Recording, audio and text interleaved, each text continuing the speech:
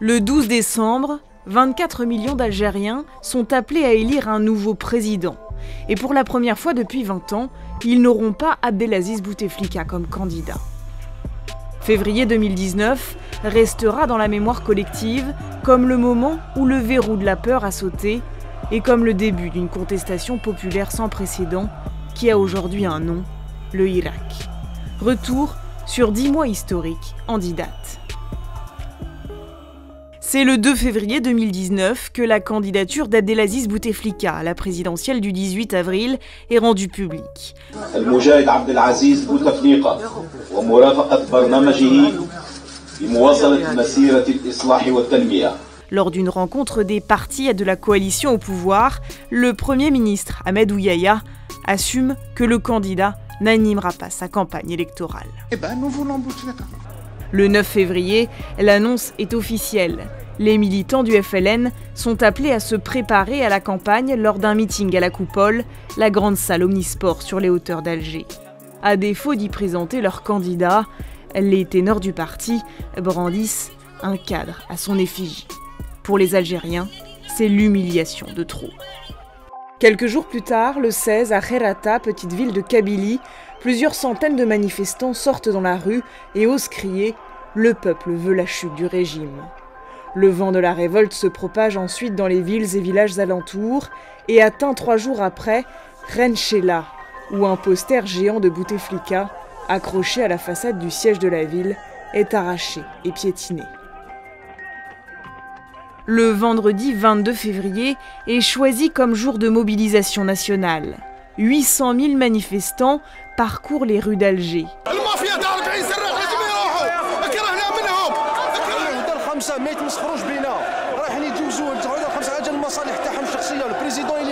À l'international, c'est la surprise.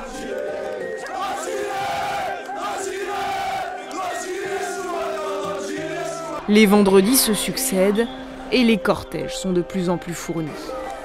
Le 8 mars, journée internationale des droits des femmes, c'est la marée humaine à Alger, mais aussi à Constantine et à Oran.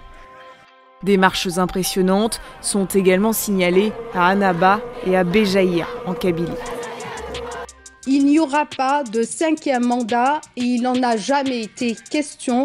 Le 11 mars, Abdelaziz Bouteflika renonce à briguer un 5e mandat et reporte sine die la présidentielle, prolongeant de fait son actuel mandat. Le 2 avril, Abdelaziz Bouteflika finit par démissionner. Très vite, le vernis du pouvoir craque et révèle qui le détient réellement depuis l'indépendance, l'armée.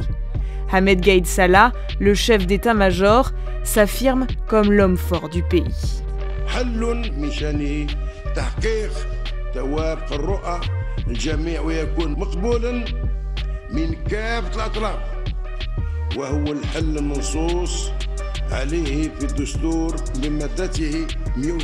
Le 19 juin, ce dernier fait un discours qui vise une population particulière du pays, les Berbères. Le pouvoir cherche à casser la dynamique révolutionnaire et fait interdire les drapeaux amazirs lors des manifestations. Il espère jouer sur la corde régionaliste et diviser les Algériens. Il déclare « Brandir d'autres drapeaux lors des manifestations par une minorité très peu nombreuse est une question sensible. Il s'agit d'une volonté d'infiltrer les manifestations. » Il y a un avant et un après cette déclaration qui marque le début de la répression de la contestation. Le 30 juin, le Moudjahid Lardar Bourga, 86 ans, est placé en détention provisoire pour outrage à corps constitué et atteinte au moral de l'armée. L'ancien maquisard avait accusé Ahmed Gaïd Salah de vouloir imposer son candidat lors d'un futur scrutin présidentiel. Le 1er novembre, les Algériens célèbrent le 60e anniversaire de l'indépendance du pays. Hasard du calendrier, cette date tombe un vendredi, jour traditionnel de mobilisation dans les rues. Les manifestants comptent bien en faire un jour historique.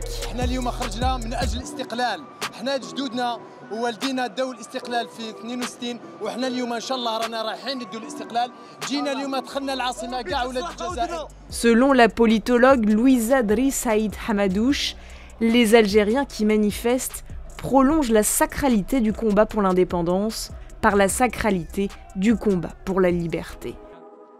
La présidentielle devrait se tenir le 12 décembre avec 5 candidats, tous ex-dignitaires du régime. Reporté à 2 reprises, le scrutin risque de n'être qu'une parodie d'élection, vu l'opposition d'une grande partie de la population à sa tenue. La question qui se pose n'est pas de savoir qui sera élu, mais plus ce qui se passera le 13, car ce président ne sera jamais légitime aux yeux du peuple. Le jour du 12 décembre ne verra en tout cas pas la fin du Hirak.